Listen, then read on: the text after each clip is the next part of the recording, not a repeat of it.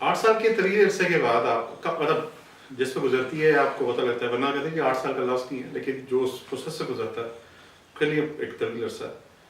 آپ کو پہلا ذکر دیا جاتا ہے کہ اب آپ یہ تسبیح پڑھیں. دیا جاتا تھا مولانا روم کی خانقاہ میں پہلا ذکر 8 سال کے عرصے کے بعد.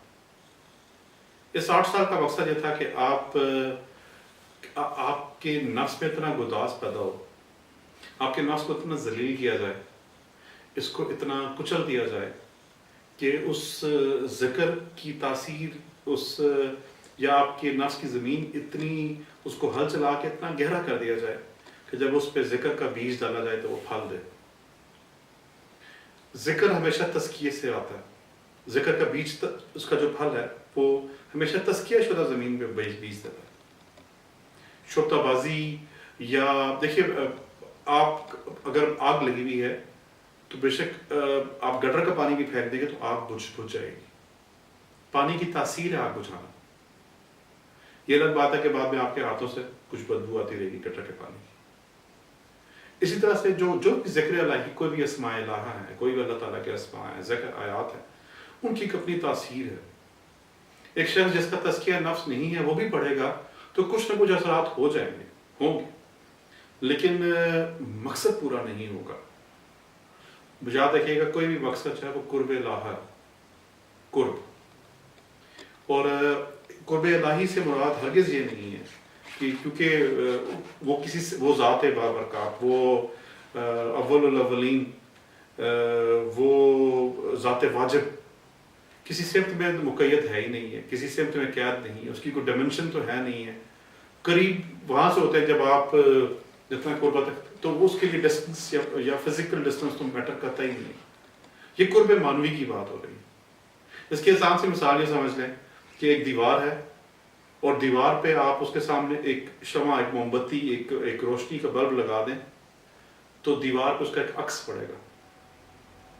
دیوار پہ اس کا عکس کسی صورت پہ پڑے گا. اور اگر آپ اس کے سامنے اسی دیوار پہ ایک آئینہ رکھیں تو آئینے میں اس موم بتی کا، اس شمع کا، اس چراغ کا پوری کی پوری لو آپ کو نظر آئے گی، اگرچہ کہ وہ آئینہ دیوار کے مقابلے میں سے دور ہی کیوں نہ ہو. اس کو کہتے ہیں قرب معنوی. آئینے کی لطافت اتنی تھی کہ اس نے اس حقیقی چراغ کو پورے کا پورا اپنے اندر سمو لیا، اپنے اندر ابزارب کر لیا. اس تمام جو ذکر دیا جائے گا، اس کا مقصد یہ ہے کہ وہ جو ذات واجب ہے اس تک آپ معنوی طور پہ قریب ہو سکے. یہ کبھی جب اکثر آپ نماز کی نیت کرتے ہیں، 2 رکعت نماز فجر پڑھتا ہوں قربتاً اللہ، اللہ کی قربت کے لیے، تو قربت کبھی بھی فزیکل قربت نہیں ہے، وہ اس کی ڈائمنشن تو ہے ہی نہیں ہے، وہاں تو پہنچ ہی نہیں سکتا، نہ وہ کسی پردے میں چھپ کے بیٹھا ہو. یہ قرب معنوی ہے. اور اس طرف حدیث نبی کریم صلی اللہ علیہ وسلم کی طرف اشارہ ہے کہ اللہ تعالیٰ کے اخلاق اپنانے کی کوشش کرو. جب آپ کا نفس ذلیل ہوگا، اور ذلت نفس کے لیے پھر مختلف طریقے ایجاد کیے جاتے ہیں. کبھی آپ کو نہایت ہی سنگدل قسم کے محبوب کے متھے ڈال دیا جاتا ہے جو آپ کو نہایت ہی بےعزت کرتا ہے اور آپ کی FIR کٹواتا ہے. اور کبھی آپ کو کسی ایسے شخص کے کبھی آپ کے لیے کوئی ایسا امتحان بنا دیا جائے گا، کبھی آپ کو اپنی اولاد میں سے جس سے شدید محبت ہوگی وہی بچہ آپ کو سب سے زیادہ تکلیف دے گا.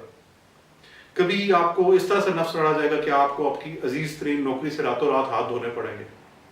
اور جو کبھی اس طرح سے آپ کو نفس کو اس کو مشقت میں ڈالا جائے گا کہ آپ کا جو سب سے جو قیمتی آپ کا جو گلدان تھا، وہ آپ کا بچہ جو ہے سب سے پہلے اس کو جب بات کرنا سیکھے گا، چلنا سیکھے گا تو اس کو توڑ دے گا، ایٹسٹرا.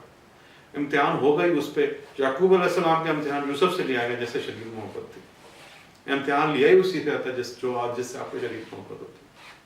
تو یہ سارا ٹیکٹکس، یہ سارے جو کاریگریاں ہیں یہ اس تمثیل کی، اس پورے کارخانے قدرت کی، وہ اس کا مقصد یہی ہے کہ آپ کے نفس کو ذلیل کیا جائے.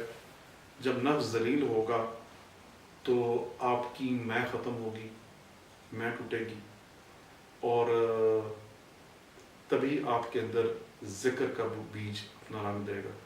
حدیث کی طرف اشارہ ہے کہ مر جاؤ موت آنے سے پہلے. تو یہ اسی طرف اشارہ ہے کہ جب آپ اپنے نفس کو اس قدر زبردست کر چکے ہو کہ وہ مر چکا ہو، تو تب آپ حقیقی زندگی تب جیتے ہیں.